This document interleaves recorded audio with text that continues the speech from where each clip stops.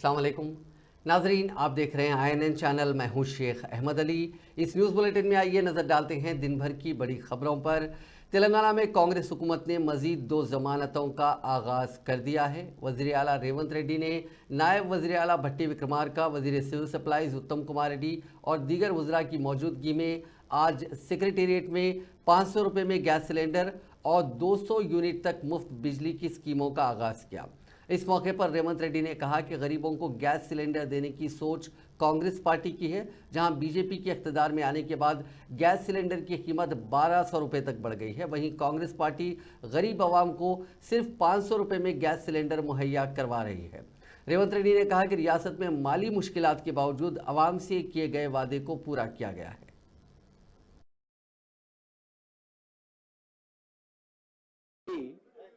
రాష్ట్ర పౌర సరఫరాల శాఖ ప్రభుత్వం అందిస్తున్న పథకాలు గృహజ్యోతి, మహాలక్ష్మి. ప్రజాపాలన కార్యక్రమంలో తెలంగాణ రాష్ట్రంలో గ్రామ గ్రామాన ప్రతి మున్సిపల్ వార్డులో అప్లికేషన్స్ తీసుకొని అది ప్రాసెస్ చేసి తెల్ల కార్డున్న వాళ్ళందరికీ కూడా గత 3 ఏళ్లుగా వాళ్ళు సంవత్సరానికి యావరేజ్ గా ఎన్ని సిలిండర్లు అయితే ఉపయోగించారో అంత మేరకు ప్రతి సంవత్సరం అన్ని సిలిండర్లు మన ప్రభుత్వం 500 రూపాయలకి ఇచ్చే కార్యక్రమం ఈ రోజు మొదలు పెడుతుందని చెప్పి నేను మనవి చేస్తున్నాను. అదే విధంగా మరి అటువంటి అనేక రకాలైనటువంటి ప్రచారాలు ఆలోచనల మధ్యన మాకున్నటువంటి అనేక రకాలైనటువంటి ఇబ్బందులను కూడా అధిగమించి మీ అందరికీ తెలిసిందే ఈరోజు రాష్ట్రం ఆర్థిక గూడలో శ్రీమతి సోనియా గాంధీ గారు అభయహస్తం పథకాల ద్వారా 6 గ్యారెంటీలను తెలంగాణ రాష్ట్ర ప్రజలకు అంకితం ఇవ్వడం జరిగింది. ఆ రోజు శ్రీమతి సోనియా గాంధీ గారు ఏ విధంగా అయితే తెలంగాణ రాష్ట్రం ఇస్తా అని మాట ఇచ్చి తెలంగాణ రాష్ట్రం ఇచ్చిండ్రో అదేవిధంగా తెలంగాణ రాష్ట్ర ప్రజలకు 6 గ్యారెంటీలను నేను హామీ ఇస్తున్నా, వాటిని తప్పకుండా అమలు చేసి తీర్తాము అని చెప్పి శ్రీమతి సోనియా గాంధీ గారు తుక్కుగూడలో రాజీవ్ గాంధీ ప్రాంగణంలో తెలంగాణ ప్రజలకు గ్యారెంటీ ఇవ్వడం జరిగింది. ఆ గ్యారెంటీలను నమ్మి ప్రజలకు శ్రీమతి సోనియా గాంధీ గారి మీద ఉన్న నమ్మకం, విశ్వాసంతో డిసెంబర్ 3 నాడు కాంగ్రెస్ పార్టీకి అత్యధిక మెజారిటీ ఇచ్చి तेलंगाना हुकूमत ने अहल अफराद के लिए 500 रुपये में गैस सिलेंडर की स्कीम को नाफिज करने के लिए एक और कदम आगे बढ़ाया है। हुकूमत ने इस सिलसिले में सरकारी अहकाम जारी किए हैं। 500 रुपये में गैस सिलेंडर कांग्रेस की जानिब से ऐलान करदा 6 जमानतों में से एक है। हुकूमत पहले ही वाजे कर चुकी है कि यह स्कीम सिर्फ उन अफराद पर लागू होगी जिनके पास सफ़ेद राशन कार्ड है। रियासत भर में 1 करोड़ 20 लाख गैस कनेक्शन है। राशन कार्ड वाले मकानात की तादाद करीब 90 लाख है। अवामी ये प्रजापालना प्रोग्राम में दरखास्त देने वाले राशन कार्ड होल्डर्स को 500 रुपये में गैस सिलेंडर दिया जाएगा। सरकारी हुक्म में हुकूमत ने कहा कि वो गैस कंपनियों को माहाना सब्सिडी अदा करेगी। गैस कंपनियां सब्सिडी की रकम मुस्तहिक अफराद के बैंक खातों में मुंतकिल करेंगी। हुकूमत ने वाजे किया कि गैस कनेक्शन खातून के नाम पर होना चाहिए। सिलेंडर पिछले 3 सालों के इस्तेमाल की बुनियाद पर दिया जाएगा। सिलेंडर की पूरी कीमत पेशगी अदा करनी होगी, जिसमें से 500 रुपये फी सिलेंडर अदा किए जाएंगे और बाकी रकम इस्तेफादा कुनिंदगान के अकाउंट में जमा कराए जाएंगे। रियासत में उज्ज्वला गैस कनेक्शन के 11,58,000 इस्तेफादा कुनिंदगान हैं। ये तमाम महालक्ष्मी स्कीम के तहत आएंगे। तेलंगाना रियासत में ज़मीनी इंतखाब के लिए इलेक्शन कमीशन की जानिब से शेड्यूल जारी कर दिया गया है। महबूबनगर हल्के के मजालिस मकामी कोटे के तहत MLC के ज़मीनी इंतखाब के लिए शेड्यूल जारी किया गया है। 4 मार्च को नोटिफिकेशन जारी किया जाएगा और 28 मार्च को पोलिंग होगी। मुत्तहिदा ज़िले महबूबनगर से ताल्लुक़ रखने वाले के नारायण रेड्डी के खानूसाज काउंसिल की रुकनियत से मुस्तफ़ी होने के बाद ये नशिस्त खाली हुई थी और इस नशिस्त के लिए ज़मीनी इंतखाब होने वाला है। वज़ीर आला तेलंगाना रेवंत रेड्डी ने आज सुबह हैदराबाद के HICC में 21वें बायो एशिया कॉन्फ्रेंस का इफ्तिताह किया। गुज़िश्ता 20 सालों से बायो एशिया कॉन्फ्रेंस ने हयाताती साइंस के मैदान में नई पेशरफ्त, मौक़े और चैलेंजेस पर इज़हार ख्याल करते हुए दुनिया भर में पहचान हासिल की है। इस मौके पर खिताब करते हुए वज़ीर आला ने ऐलान किया कि जीनोम वैली का दूसरा मरहला 300 एकड़ में 2000 करोड़ रुपए की लागत से कायम किया जाएगा। उन्होंने यकीन दिलाया कि हुकूमत लाइफ साइंसेज के लिए मुस्बित माहौल पैदा करने के लिए नई पॉलिसियां और बुनियादी ढांचा फराहम करेगी। फार्मा और बायोलॉजिकल साइंस के शोबों में MSMEs की नुमाया तौर पर हौसला अफजाई की जाएगी। ये कहते हुए कि उनकी हुकूमत भरोसे को यानी ट्रस्ट को तरजीह देती है, उन्होंने कहा कि रियासत के कई अजला बशमूल विकाराबाद और निज़ामाबाद में फार्मा विलेजेस कायम किए जा रहे हैं।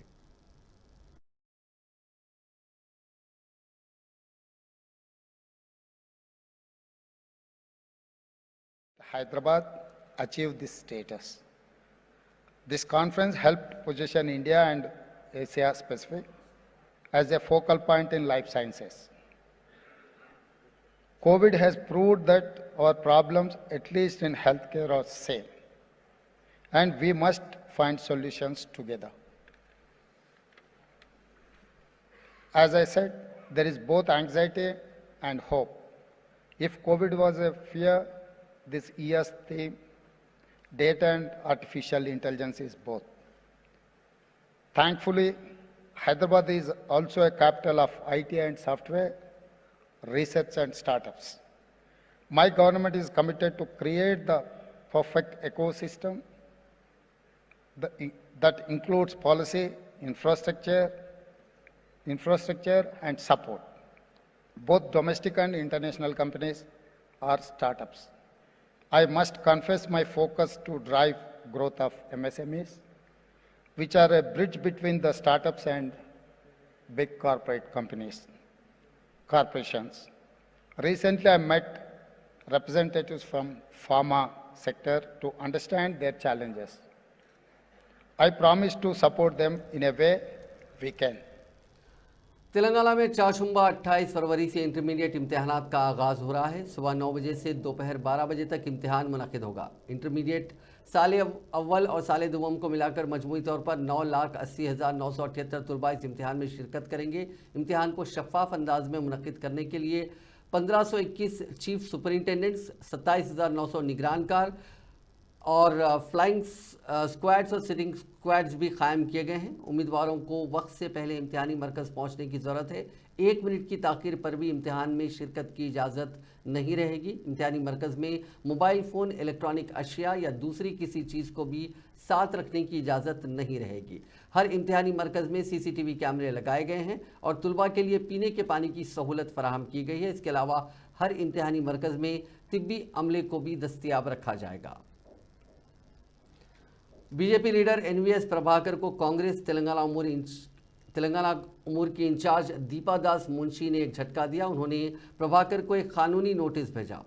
उन्होंने कहा कि NVS प्रभाकर ने एक प्रेस कॉन्फ्रेंस करते हुए उन पर बेबुनियाद इल्ज़ामात लगाए हैं और कहा कि किसी कायद को रुकने पार्लियामेंट बनाने के लिए उन्होंने मर्सिडीज़ बेंज कार तोहफे में ली है। उन्होंने कहा कि इन इल्ज़ामात को NVS प्रभाकर या तो 2 दिन में साबित करके दिखाएं या फिर वो उनके खिलाफ 10 करोड़ रुपए का हतके इज्जत का मुकदमा दायर करेंगे।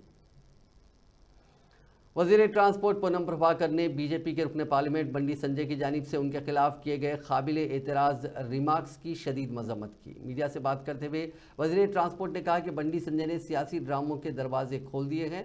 मैंने कल इंतखाबी मुहिम के दौरान बंडी संजय से पूछा था कि उन्होंने अपने 5 साल के दौर में करीमनगर के अवाम के लिए क्या किया। मैंने उन्हें मशवरा दिया था कि राम के नाम पर सियासत ना करें, आपने वाकई कुछ काम नहीं किया तो हल्के के अवाम को बताएं कि आपने क्या किया। उन्होंने कहा कि इस सवाल पर बंडी संजय ने उनकी पैदाइश के बारे में तबसरा किया और उन्हें जन्म देने वाली माँ तक चले गए। पूनम प्रभाकर ने कहा कि बंडी संजय के इस तरह के रिमार्क्स का तेलंगाना समाज सख्त नोट ले रहा है। పార్లమెంట్ సభ్యులుగా 5 సంవత్సరాలు మీరు నియోజకవర్గం చేసిన సేవ ఏందో చెప్పి ప్రచారం కొనసాగించండి। శ్రీరాముడు పేరు మీద ఓట్లాడడం కాదు, మీరు నిజంగా ఈ నియోజకవర్గ అభివృద్ధి చేసి ఉంటే దాన్ని చెప్పమని అడిగితే నేను ఎన్నడూ అననటువంటి మాటలు రాముని పుట్టుక గురించి అక్షింతల గురించి మాట్లాడి నా తల్లి జన్మకు సంబంధించిన మాటలు నేను సభ్య సమాజాన్ని కోరుతాను. అయ్యాల జన్మనిచ్చిన తల్లి, నా తల్లి కావచ్చు, ఇంకొకరి తల్లి కావచ్చు, రాజకీయాలు అడిగిన ప్రశ్న నియోజకవర్గ అభివృద్ధికి సంబంధించి అయితే అతను మాట్లాడిన మాట తల్లికి జన్మం గురించి మాట్లాడుతూ ఉన్నాడు. సమాజం గమనించాలి. తల్లి పాత్ర, ఎవరి తల్లి అయినా తల్లి. అటువంటి మాటలు మాట్లాడిన వ్యక్తి రాజకీయ డ్రామా చేస్తూ తిరిగి ఆ యాత్ర ఒక ప్రచారం రావాలనే ఆలోచనతో మళ్ళీ ఎవరు అడ్డుకుంటున్నట్టుగా ప్రచారం చేస్తారు. మేమెవరూ అడ్డుకుంటలేము. ప్రజాస్వామ్యంలో యాత్ర చేసే హక్కున్నది. మీరు మాట్లాడిన మాటల్ని మళ్ళీ ఏమంటున్నారు? చట్టరీత్యా చర్యలు తీసుకుంటారు. ప్రజలే మనకు చట్టం, ప్రజాస్వామ్యమే మనకు చట్టం. ఈ ప్రజల ముందు నేను అడుగుతా ఉన్న అమ్మ, ప్రతి బిడ్డకు జన్మనిచ్చుంటారు ఒక తల్లి. నా తల్లి జన్మ గురించి మాట్లాడుతూ ఉన్నటువంటి అతని పట్ల ఒకసారి ఆలోచన చేయండి. ఇది ఏమాత్రం రాజకీయాల సబబు ఈ విధంగా మాట్లాడడం. భార్యకు మంగళసూత్రం కడతారు, అటువంటి మంగళసూత్రం అమ్మి ఎన్నికల్లో గెలిచిన అనే వ్యక్తి. तेलंगाना बीजेपी के साबिक सदर बंडी संजय ने कहा कि अगर वो इंतखाबात में हार गए तो वो सियासत से किनारा कशी इख्तियार कर लेंगे। अगर कांग्रेस के उम्मीदवार को शिकस्त होगी तो पूनम प्रभाकर सियासत से किनारा कशी कर लें। बंडी संजय ने वजीर पूनम प्रभाकर को चैलेंज किया और उन्होंने कहा कि राम की तौहीन करने पर खामोश रहने का सवाल ही पैदा नहीं होता। उन्होंने कहा कि यात्रा को रोकने की कोशिशें की जा रही हैं, जिसको लेकर उन्होंने कांग्रेस पार्टी को खबरदार किया। నేను సవాల్ చేస్తున్నా, మళ్ళీ చెప్తున్నా, చలో ఇదే నువ్వు చెప్పిన వాదన మీద నువ్వు ఈ పార్లమెంట్ కలిసి సిద్ధమా చెప్పు. ఇదే నువ్వు చెప్తున్న వాదన చెప్తున్నా, తప్పు మాట్లాడుతున్నావు కదా. నేను మా అమ్మ గురించి చెప్తున్నాను. నువ్వు ఏదో దీన్ని జిమ్మికులు చేసి యాక్టింగ్ చేస్తే నీ యాక్టింగ్ వాళ్ళు నమ్మరీడా. ఆ కేసీఆర్ గారు కేసీఆర్ కొడుకు నేర్చుకుంటున్నావు నువ్వు. నేనేమంటున్నా అంటే ఇదే వర్షన్ మీద నువ్వు ఎన్నికల్లో అభ్యర్థులు పెట్టు. చలో నేను దాని మీదనే మాట్లాడతా. నేను రాముడి మాట అన్ని మాట్లాడతా. ఈ ఎన్నికల్లో నేను ఓడిపోతే చలో నేను రాజకీయ సన్యాసం తీసుకుంటా. ఈ ఎన్నికల్లో కాంగ్రెస్ పార్టీ ఓడిపోతే నువ్వు రాజకీయ సన్యాసం తీసుకుంటావా చెప్పు. మొత్తం సిద్ధమా చెప్పు. నువ్వు నేను రాజకీయ సన్యాసం తీసుకుంటే ఎన్నికల్లో ఓడిపోతే తీసుకుంటా. నేను వ్యాపారం చేసుకుంటా. ఏమంటే ధర్మం గురించి మాట్లాడా, హిందుత్వం మాట్లాడా, ధర్మం మాట్లాడా, మాట్లాడా, నేను పక్క జరుగుతా. నువ్వు పక్క జరుగుతా, రాజకీయ సన్యాసం తీసుకుంటావు చెప్పాలి. నేను మాట్లాడిన తప్పు నువ్వు భావిస్తే ఏదో చిత్రీకరించి నువ్వు క్రియేట్ చేసి దాన్ని నమ్మించే ప్రయత్నం చేస్తే, నువ్వు దానికి కట్టుబడి ఉంటే, నువ్వు పార్లమెంటు పోటీ చేసే అభ్యర్థి ఎన్నికలు ఓడిపోతే నువ్వు రాజకీయ సన్యాసం తీసుకుంటావా చెప్పు. నేను సిద్ధం దానికి. నువ్వు తీసుకుంటావా? నువ్వు 3వ ప్లేస్ ఎందుకు పోయినావు? పార్లమెంట్ ఎన్నికల్లా కరీంనగర్ ఎన్నికల్లో 3వ ప్లేస్ ఎందుకు పోయినావు? ఈడికి ఎందుకు వచ్చినావు? रियासती वजीर पूनम प्रभाकर और बीजेपी के बंडी संजय के दरमियान सियासी नोकझोंक के बाद हुस्नाबाद के रामुलापल्ली गांव में एमपी बंडी संजय की प्रजा हिता यात्रा पर कुछ नामालूम अफराद ने पथराव किया। कुछ वीडियो सोशल मीडिया पर वायरल हो रहे हैं, जिसमें देखा जा सकता है कि नौजवान अपने इस इमारत की दूसरी तरफ पत्थर फेंक रहे हैं। उस मकाम से बीजेपी की यात्रा गुजर रही थी। अंबरपेट में हैदराबाद यूथ कांग्रेस के कारकुनों ने साबिक वजीर केटी रामाराव गो बैक के नारे लगाते हुए उनकी कार के सामने एहतजाज किया। उनका कहना था कि गुज़िश्ता 10 साल में सरकारी मुलाजमतों में तकर्रुरात नहीं किए गए और जब वज़ीर आला रेवंत रेड्डी की हुकूमत तकर्रुरात कर रही है तो केटीआर ये बर्दाश्त नहीं कर पा रहे हैं। उन्होंने धमकी दी कि अगर केटीआर अपने बयानात बंद नहीं करते हैं तो हैदराबाद में उन्हें घूमने नहीं दिया जाएगा।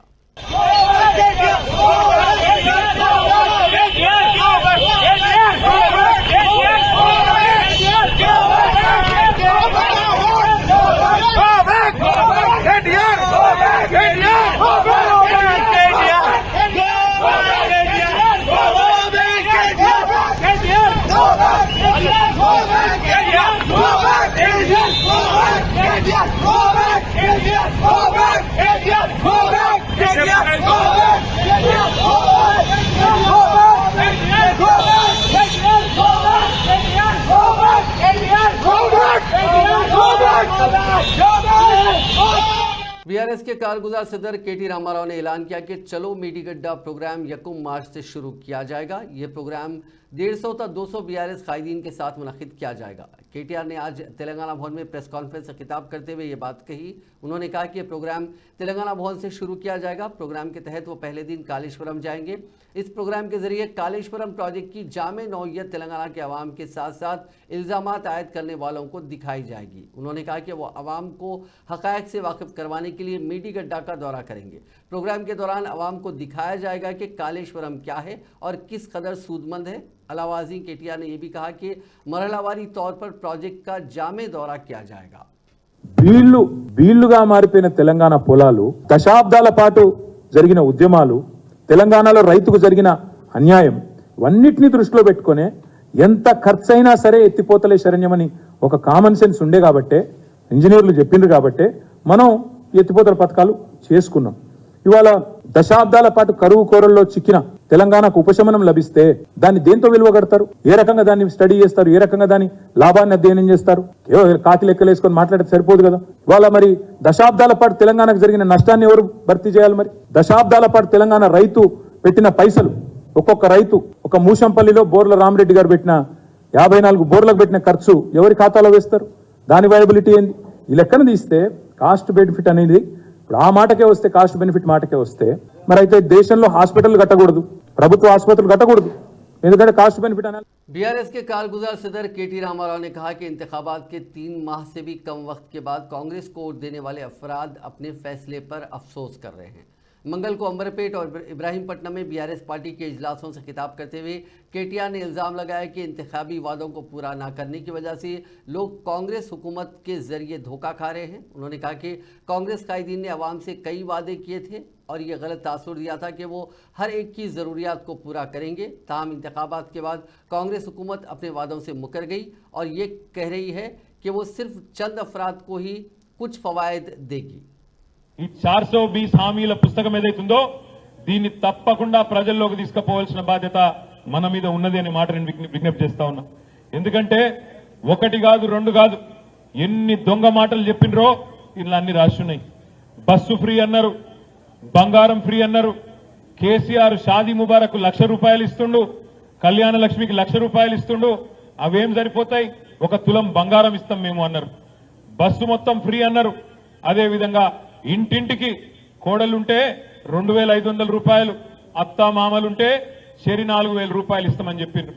₹500కే సిలిండరు, 200 యూనిట్లు ఫ్రీ అని చెప్పి 6 గ్యారంటీలు అని చెప్పి ఊదరగొట్టి ఇవాళ ఇష్టం వచ్చిన హామీలు ఇచ్చి ఇవాళ గద్దెనెక్కింది।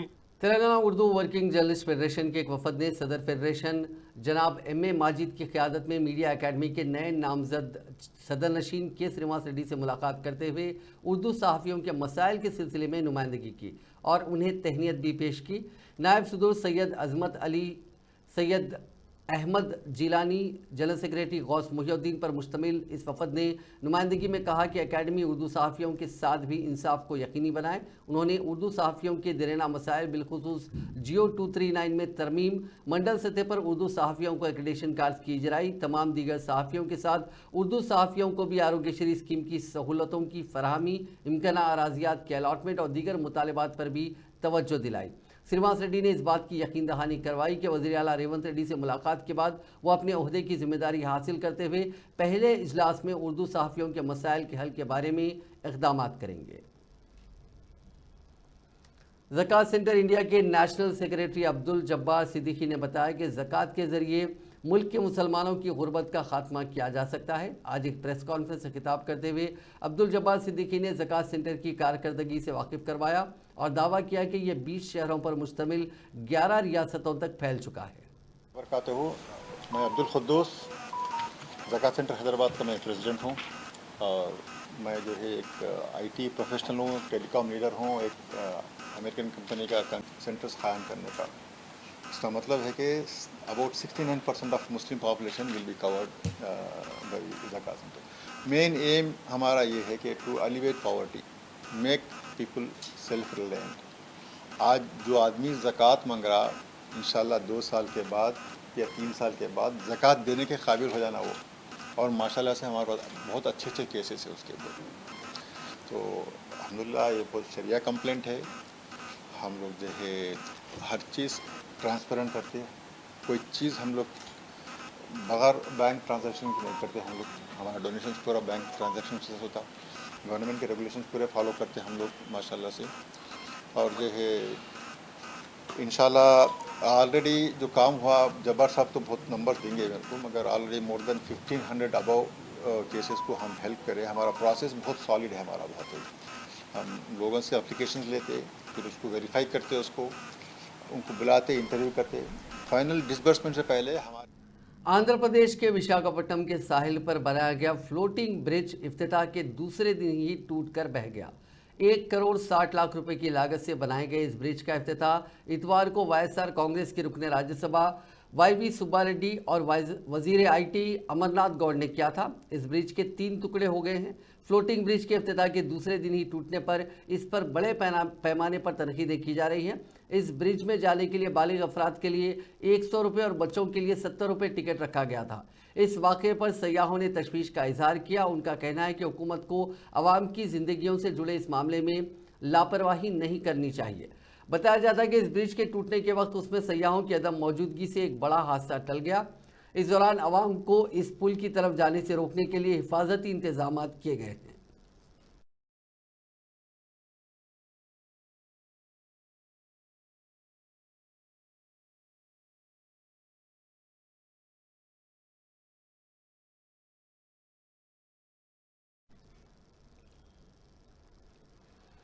आजकल फ़ोन इंसान की ज़रूरियात ज़िंदगी में शामिल हो चुका है, लेकिन आपको ये जानकर हैरत होगी कि एक भिखारी के हाथ में 45,000 का कीमती फ़ोन देखकर पुलिस हैरत में पड़ गई। पूरा मामला यह है कि शहर में भिखारियों के खिलाफ पुलिस की जानिब से खुसूसी मुहिम चलाई जा रही है। कल रात पुलिस ने बंजारा हिल्स, जुबली हिल्स के बाद मकामात पर धावे करते हुए भीख मांगने वाले 15 अफराद को पकड़ लिया। भीख मांगते हुए पकड़ी जाने वाली यह खातून के हाथ में कीमती फ़ोन था जिसकी कीमत 45,000 रुपये बताई गई। खातून से जब यह पूछा गया कि इतना महंगा फ़ोन उसके पास कैसे, तो खातून ने फौरी जवाब दिया कि उसने ये फ़ोन ख़रीदा है। पुलिस मुलाजिमीन उसका जवाब सुनकर हैरत ज़दा रह गए। ज़िले संगारेड्डी में पेश आए सड़क हादसे में 3 अफराद जाँ बहक और दीगर शदीद ज़ख्मी हो गए। यह हादसा कल शब ज़िले के इंदौल मंडल के ड्वाकरा इलाके में उस वक्त पेश आया जब सड़क पर ठहरे हुए अफराद को नामालूम गाड़ी ने टक्कर दे दी। हादसा इतना शदीद था कि 3 अफराद मौके पर ही जाँ बहक हो गए और बाज़ दीगर ज़ख्मी हो गए। तमाम ज़ख्मियों को इलाज के लिए करीबी अस्पताल मुंतकिल कर दिया गया। पुलिस ने इस सिलसिले में एक मामला दर्ज करके जाँच शुरू कर दी। ज़िले सिद्दीपेट में पेश आए सड़क हादसे में 4 अफराद शदीद तौर पर जख्मी हो गए। यह हादसा ज़िले के तिम्मारेड्डीपल्ली गांव के करीब उस वक्त पेश आया जब एक तेज़ रफ्तार कार चलाने वाले ड्राइवर ने उसका तवाज़ुन खो दिया और ये कार डिवाइडर के ऊपर से दूसरी सिम जा गिरी और वहां से गुजरने वाली कार से टकरा गई। पुलिस के मुताबिक करीमनगर डेयरी एडवर्टाइज़र हनुमंत रेड्डी अपने ड्राइवर और स्टाफ अरकान के साथ हैदराबाद से करीमनगर की सिम जा रहे थे कि राजीव राहदारी के करीब यह हादसा पेश आया। इस हादसे का वीडियो वहां लगे सीसीटीवी कैमरे में कैद हो गया। आंध्र प्रदेश के विशाखापट्टनम के आकाश बायजूस तालीमी इदारे में आग लग गई। शॉर्ट सर्किट के नतीजे में यह वाकया पेश आया जिसमें इंस्टीट्यूट में रखे कंप्यूटर्स, तालीमी मवाद जलकर मुकम्मल तौर पर खाकस्तर हो गया। इतला मिलते ही फायर ब्रिगेड के अहदेदारों ने वहां पहुंचकर आग पर काबू पाया। ఫైర్ ఇంజిన్ రాలేదేంటి? ఇప్పుడు వచ్చి ఫైర్ ఇంజిన్ రాలేదు, గంట అవుతుంది. అది ఫైర్ వాటిలో బయట మొత్తం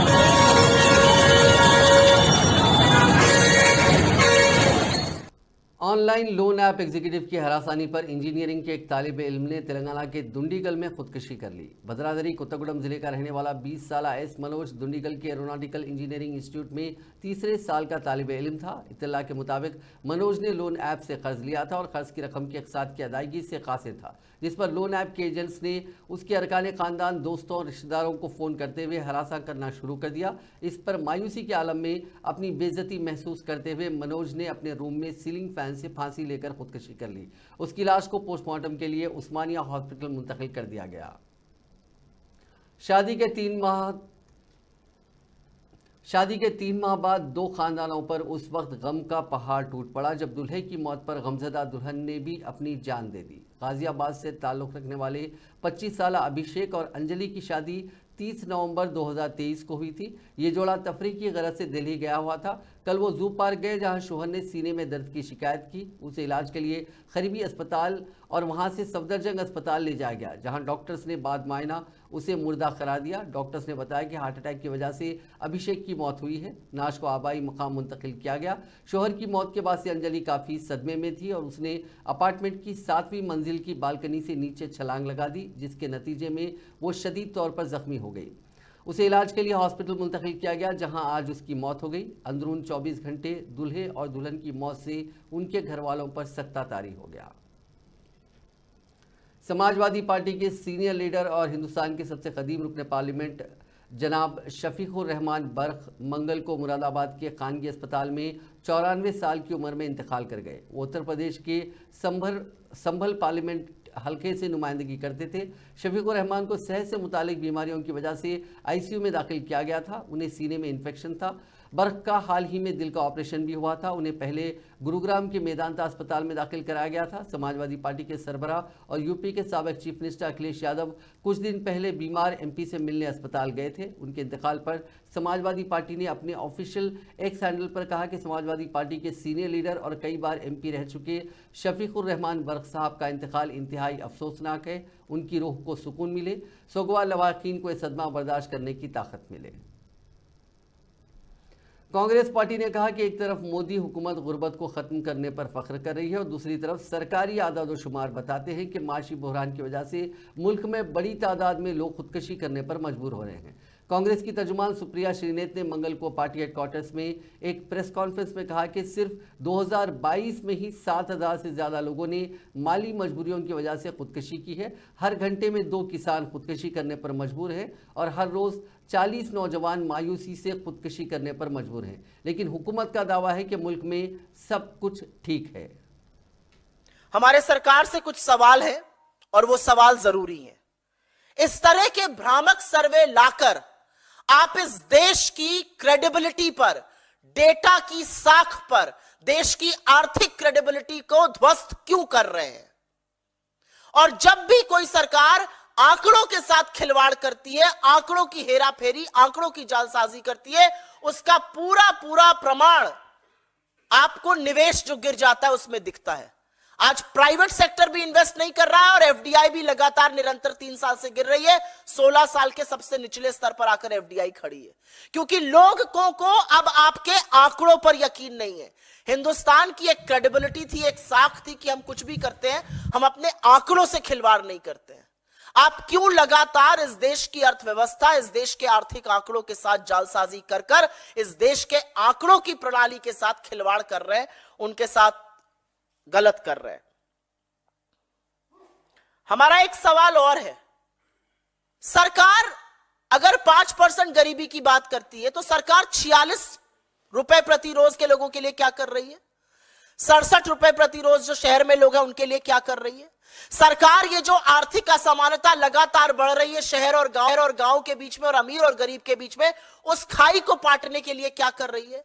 ये सब बड़े वाजिब सवाल हैं और इस सवाल से पूछे जाने चाहिए। सरकार कहती है, अमेरिकी सदर जो बाइडेन ने कहा कि अगर हमास कुछ इस्राएली रंगमालियों को रिहा करती है तो इसराइल रमजानुल मुबारक के पेश नज़र गाजा में जंगबंदी के लिए तैयार हो जाएगा। उन्होंने उम्मीद जाहिर की है कि इसराइल और हमास के दरमियान 4 मार्च यानी अगले पीर तक जंगबंदी हो सकती है। न्यूयॉर्क सिटी में एक चैनल के शो के लिए आइसक्रीम की दुकान पर पहुंचने वाले बाइडेन ने कहा कि यूएस के नेशनल सिक्योरिटी एडवाइज़र ने उन्हें बताया कि हम जंगबंदी के बहुत करीब हैं। वहीं एक अमेरिकी मीडिया इंस्टीट्यूशन के मुताबिक इसराइल और हमास के दरमियान जंगबंदी माहदे से मुतालिक कुछ शराइत पर इत्तफाक हुआ है, जिसके बाद फरीकैन के दरमियान जंगबंदी और इसराइली रंगमालियों की रिहाई का इम्कान बढ़ गया है। दरहकीकत 23 फरवरी को फ्रांस में अमेरिका, मिस्र, इसराइल और कतर के हुक्काम के दरमियान एक इजलास मुनक़िद हुआ था। मरियम नवाज पाकिस्तान के सूबे पंजाब की पहली खातून वज़ीर आला बन गई हैं। पाकिस्तानी मीडिया द डॉन के मुताबिक पीर को उन्होंने पंजाब के गवर्नर हाउस में अपने वालिद नवाज शरीफ और चचा शहबाज शरीफ की मौजूदगी में वज़ीर आला के ओहदे का हलफ लिया। इस दौरान वो अपनी वालदा कुलसुम मरियम की तस्वीर साथ रखी हुई थी। इससे कबल पीर को पंजाब असम्बली का इजलास 2 घंटे ताख़ीर से शुरू हुआ। पीटीआई के हामी एमएलए जो अब सुन्नी इत्तेहाद काउंसिल पार्टी का हिस्सा है, उन्होंने इल्ज़ाम लगाया कि उनके अरकान को ऐवान में दाखिल होने नहीं दिया जा रहा है। इसके बाद एसआईसी के 103 एमएलएज ने वॉकआउट किया था। इसके बाद भी ऐवान के स्पीकर ने इजलास जारी रखने का हुक्म दिया। वफादारी के साथ इस्लामी जमहूरिया पाकिस्तान के दस्तूर और कानून के मुताबिक और हमेशा पाकिस्तान की खुदमुख्तारी असरअंदाज नहीं होने दूंगी कि मैं इस्लामी जमहूरिया पाकिस्तान के किसी शख्स को बिला वास्ता गौर के लिए पेश किया जाएगा। मेरे सामने इंजाम दही के लिए अपने फराइज की तमाम को इंजाम दही के लिए ऐसा करना। नाजरीन, इस न्यूज़ बुलेटिन में बस इतना ही। आप देखते रहिए INN चैनल।